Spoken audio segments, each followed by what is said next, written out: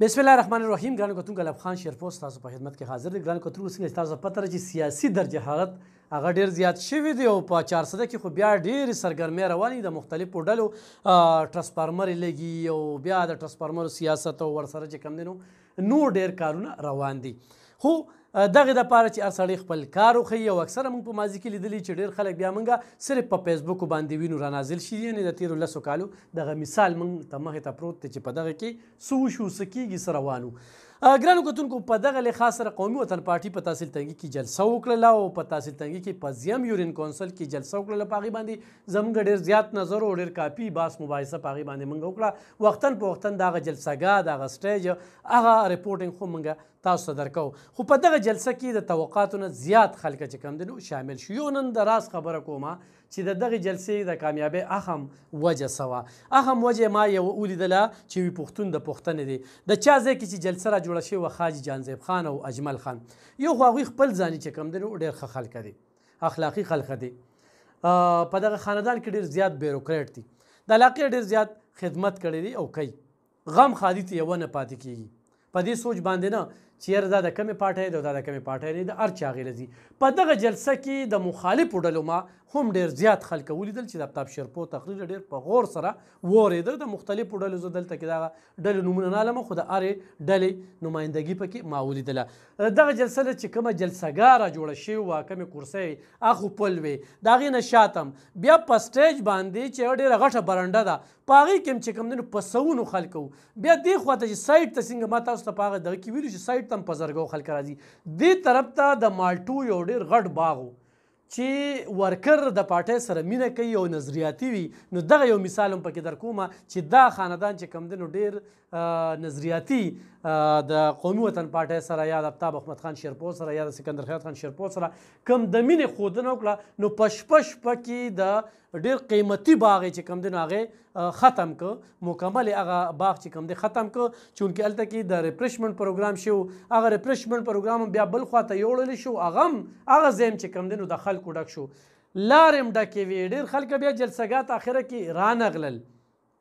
نو جلسه ډېر په کامیابۍ سره وشوه چې د زیم یورین کونسل خلکو پکې په یو هیډ سره ډېر په اتفاق او اتحاد سره ګډون وکړو. او اتفاق او اتحاد د زیم یورین کونسل دا هم چې کله د سلیمان خان خان میر کلي جلوس ما لیده نو هغه سره په زرګو خلک وو، در 1300-1400 پورې کسان چې کوم دی نو هغه سره ما ولیدل چې د هغه په جلوس کې دی جلسهګاه ته را روان وو. دغه د دغه جلسې غټ جلوس خو هم حسابېده، په هغې باندې هم د خلکو نظر و. په دغه جلسه باندې د مخالفینو خو هم نظر و. مخالفین هم د دې خایب دي، دا ګڼي چې جلسه ډېره کامیابه شو، ډېره غټه جلسه وشوله. نو ګرانو کتونکو دغه د سیاسي درجه حرارت چې کوم دی نو د قومي وطن پارټۍ ړومبنی بنیاد و چې هغوی د راتلونکي الیکشن چې څنګه اناونسمنټ شوی دی د هغې یو بنیاد یې کېښود. دغه ځای نه باقاعده کارکنانو باندې آفتاب احمد خان شیرپو غږ وکړو چې تاسو وځئ او خپل پیغام چې کوم دی نو کور ته ورسوئ. هغه پیغام دا چې په دې تحصیل تنګي کې نورو خلکو هم سیاست کړی دی، موږ هم سیاست کړی. دلته کې بجلي چا راوستی ده، دلته ګیس چا راوستی دی، دلته کالج چا کړی دی، دلته کې نور ترقیاتي کارونه سړکونه چا کړي دي، مختلف د پلی ډیم مثال یې ورکړه، د مومن ډیم چې کوم دی د دې بنیاد موږ یې ښودلی دی. ورسره چې کوم دی د ټاټونو په پول باندې د اوس نه پس کار شروع شو. د بجلۍ ذکر یې وکړو چې دا کوم لوډ شیډنګ و، په دې کې سکندر خان کمې منډې تړلې وغلې. د ګیس چې کوم پرشر دی یعنې ګیس دلته کې بالکل لوډ شیډنګ زیات دی. د هغې دپاره د هغې واده وکړه چې ډېر زر ده چې دغه ګیس هم په دې علاقه کې بخال شي، یعنې په پیپونو کې ګیس راشي. نور هم آفتاب شیرپو ډېرې زیاتې خبرې وکړې. د 9 مای حوالې سره یې خبرې وکړې چې په 9 مای کې کوم واقعات شوي دي هغې خلکو ته قرار واقعي سزا ورکړي شي، چې کوم سهولتکار دي هغه سهولتکارو ته خو هم سزا ورکړي شي. شیرپو خان په دې باندې هم خبرې اترې وکړې د سویډن په واقعه باندې چې په دې باندې موږ هېڅ قسمه کمپرومایز ته نیو تیار. حکومت ته په دې کې پوري چې کوم دی نو خپل کردار ادا کړي، د دوی مصنوعاتو نه بایکاټ او دوی سره دی مکمل بایکاټ وکړي. دا یو خبره چې کومه ده جلسهګاه کې خلکو ډېره زیاته خوښه کړه. نور د هر مسلمان زړه پې دردېدلی دی شیرپو خان همیشه سوچ کړی دی، اجتماعي سوچ یې کړی دی. شیرپو خان په سیاست کې چې کوم دی نو شایستګي ده. د شیرپو خان تاسو به د هغه خبرې اورئ، تقریرونه هم ډېر اورېدلي وي، خبرې به یې نه وي کړې، خو په دې کې یو خبره وکړله چې دغه بزدلي وه چې یاره یو لیډر د خپل کارکون نه په شا کېږي، چې هغوی نه دا خو زما کارکون نو، دا چې چا په 9 مای باندې دا واقعیت کړو دا خو زما نو، دا د لیډر وینا وي. لیډر بیا په کار چې خپل لیډر سره ودرېږي.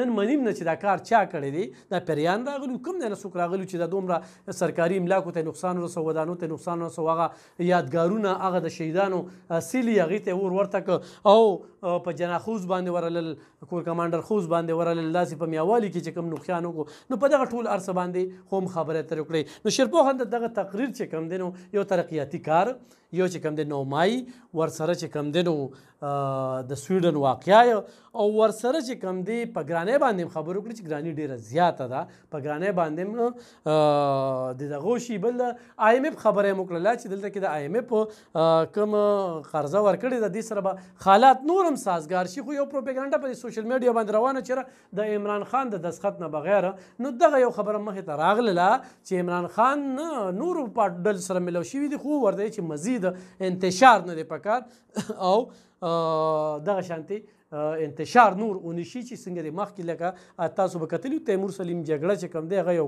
ټلیفون کال کړو او شوکت ترین په سلا باندې چې آی ایم ایف ته دغه کړو چې پاکستان ته قرضونه مورګنې پاکستان سره دا انتقامي کاروي چې کومه دا بندول پکار دي، دا کومه چې دې سړي وکړله هغوی وي چې خو چېرې دې سړي چېرته میګا پراجیکټ روړوي، څه کارونه یې روړو، دې ملک څه ترقي ورکړې وه. نن صوبه کنګال ده، په لومړي ځل باندې په دې صوبه کې چې کوم دی نو چا تنخواګانې وانغستلې، نن په خزانه کې څه شته دی نه، نن څه داسې میګا پراجیکټ نشته، کم کرپشن چې شوی دی هغه انتخاب ته رسېدلی دی.